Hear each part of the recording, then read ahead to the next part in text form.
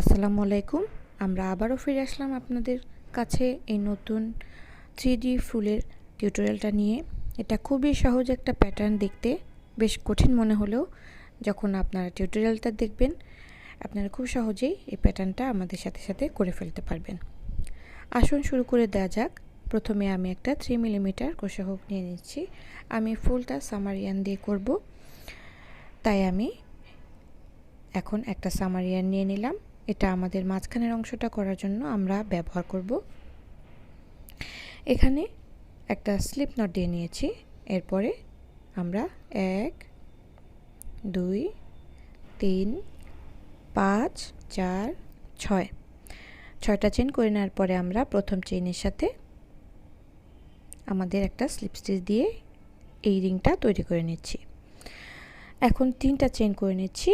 এটা হচ্ছে একটা ডাবল ক্রোশের সমান।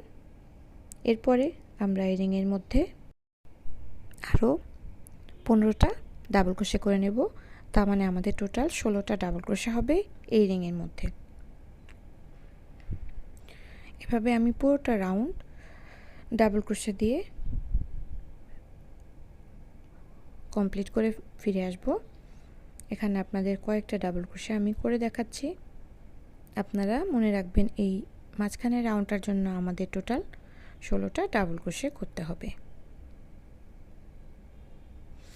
এবং এই ডাবল ক্রোশেটা করার সাথে সাথে এই রাউন্ডের প্রত্যেকটা স্টিচ করার সাথে সাথে কিন্তু আমাদের লুজ প্রান্তটাকেও, ইয়ার্নের লুজ প্রান্তটাকেও আমরা কভার করে ফেললাম।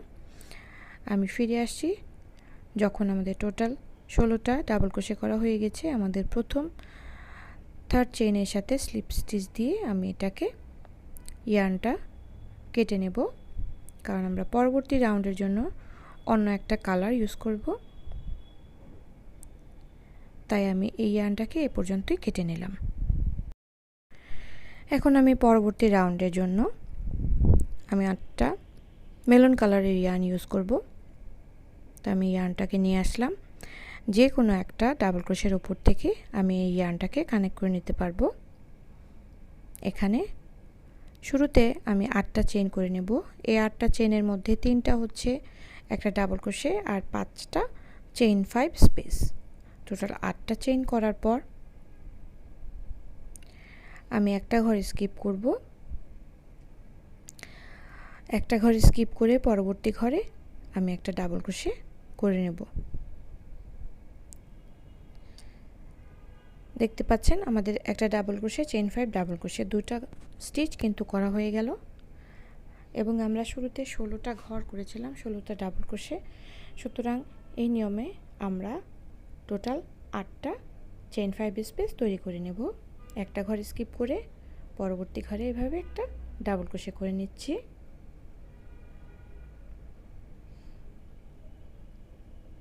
আবারও 5টা চেইন, 1 2 3 4 5, একটা ঘর স্কিপ করব এবং একটা ডাবল ক্রোশে।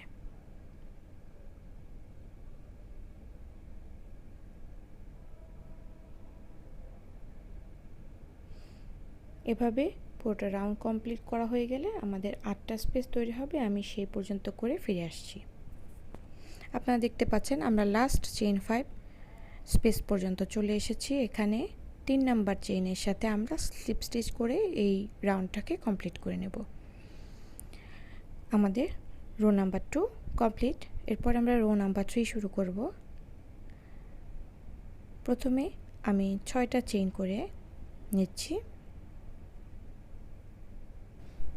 এরপরে আমি এটাকে টার্ন করে নেব। টার্ন করে নেওয়ার পর আমরা যে ডাবল ক্রোশেটা দেখতে পাচ্ছি এই ডাবল ক্রোশের উপরে একটা সিঙ্গেল ক্রোশে করে এটাকে আমি লক করে নেব। তাহলে আমাদের একটা চেইন 6 এর নতুন স্পেস তৈরি হয়ে গেল।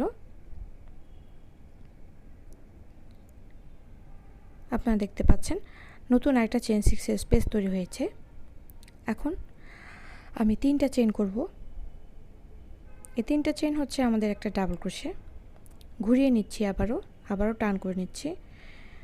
এখন যে আমরা নতুন চেইন 6 স্পেসটা তৈরি করেছিলাম এই চেইন 6 স্পেসে আমরা আরও 11টা ডাবল ক্রোশে তৈরি করে নেব। আপনারা অবশ্যই গুনে গুনে ডাবল ক্রোশেগুলো করবেন, তা না হলে কিন্তু ফ্লাওয়ার পেটালগুলোর সাইজ সব একরকম আসবে না। আমি গুনে গুনে টোটাল 11টা ডাবল ক্রোশে করে নেব।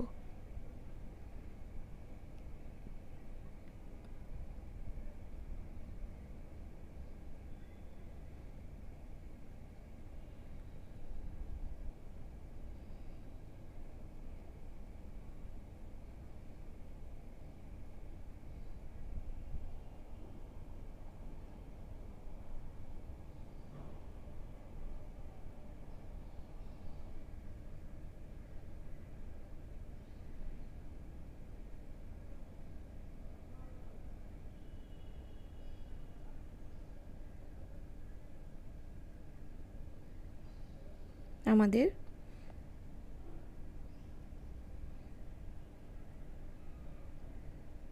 11 নম্বর ডাবল ক্রোশে হয়ে গিয়েছে। আমি আরও একবার কাউন্ট করে দেখে নিচ্ছি। আরও একটা ডাবল ক্রোশে আমাদের করতে হবে। এখন 11টা ডাবল ক্রোশে আমাদের কমপ্লিট হয়ে গেল। দেখতে পাচ্ছেন আমরা কিন্তু উপরে চেইন 6 স্পেসে এই ডাবল ক্রোশেগুলো করেছি। এখন যে ডাবল ক্রোশেটা আছে পরবর্তী, এই ডাবল ক্রোশের উপরে ঠিক এভাবে আমরা এটাকে ধরে নেব। এই ডাবল ক্রোশের উপরে আমরা আরও 6টা ডাবল ক্রোশে করব। খুব ভালো করে লক্ষ্য করুন, আমি কিন্তু চেইন স্পেসে করছি না, আমরা ডাবল ক্রোশের সাথে 6টা ডাবল ক্রোশে করছি।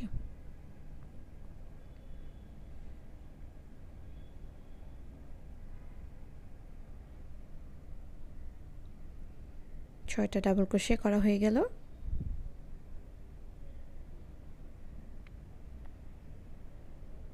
এখন কি করব, আমরা এখন দেখতে পাচ্ছেন এখানে আমাদের যে পরবর্তী ডাবল ক্রোশেটা আছে, এই চেইন স্পেসে নয়, আমরা এই পরবর্তী ডাবল ক্রোশের সাথে এই জায়গাটাতে একটা সিঙ্গেল ক্রোশে করব।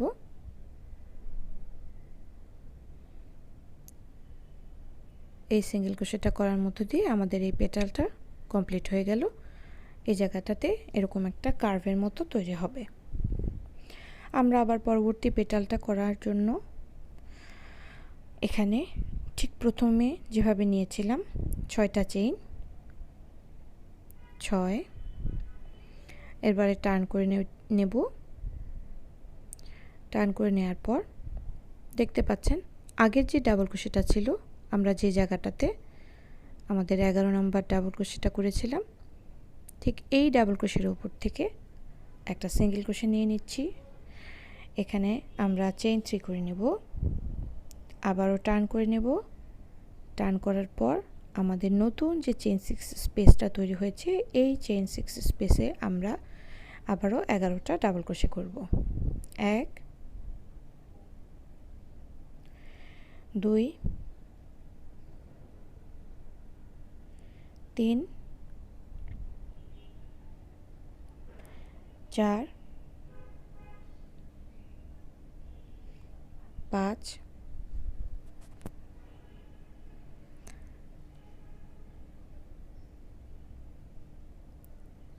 6,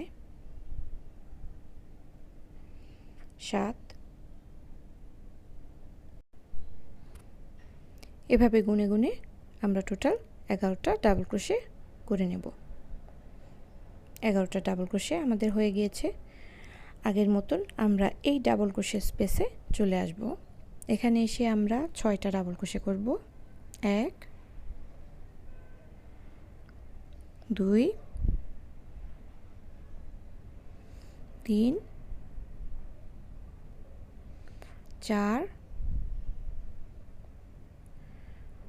5, 6।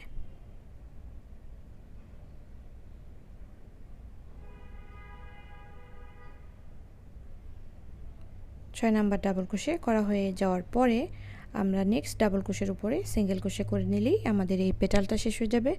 এই নিয়মে আমরা টোটাল 8টা পেটাল তৈরি করে নিলেই আমাদের এই ফুলটা কিন্তু কমপ্লিট হয়ে যাবে। এভাবে আমি সম্পূর্ণটা করে এই অংশটা পর্যন্ত করে ফিরে আসছি। আমি আপনাদেরকে এরপরে এই প্যাটার্নটার ইয়ার্নটাকে কীভাবে ক্লোজ করব তা আমি আপনাদেরকে একটু দেখিয়ে দেব। এখানে আপনারা দেখতে পাচ্ছেন প্রত্যেকটা পেটাল কিন্তু একটা থেকে আরেকটা সেপারেট, কিন্তু 3D প্যাটার্ন হওয়ার কারণে এটা কিন্তু একটার সাথে আরেকটা ওভারল্যাপিং করে আছে। তো আমি এখন কিভাবে ইয়ার্নটাকে ক্লোজ করা হয় সেটা আপনাদের একটু দেখিয়ে দিচ্ছি। আমরা যখন লাস্ট পেটালটা করে ফেলব তখন আমাদেরকে পরবর্তী ডাবল ক্রোশের উপরে যেখানে সিঙ্গেল ক্রোশে করতে হবে এই জায়গাটাতে কিন্তু সেই ডাবল ক্রোশেটা রয়েছে। আমি এই জায়গাটাতে একটা সিঙ্গেল ক্রোশে না করে আমি একটা স্লিপ স্টিচ করে নিচ্ছি। তারপরে আমি ইয়ার্নটাকে এখান থেকে কেটে ফেলব। কেটে নেওয়ার পর আমরা ইয়ার্নটাকে পেছন দিক থেকে নিয়ে হাইড করে নেব। ভালো করে আমি ইয়ার্নটাকে টাইট করে এভাবে পেছন দিকে নিয়ে নিচ্ছি এবং আমি আমার পছন্দ মতো নিয়মে হাইড করে নেব সুতাটাকে। আশা করছি আজকের টিউটোরিয়ালটা আপনাদের ভালো লেগেছে। অবশ্যই আমাদের চ্যানেলটাকে সাবস্ক্রাইব করে কমেন্টে আপনারা আপনাদের মতামত জানাবেন। সবাইকে টিউটোরিয়ালটি দেখার জন্য অনেক অনেক ধন্যবাদ। আল্লাহ হাফেজ।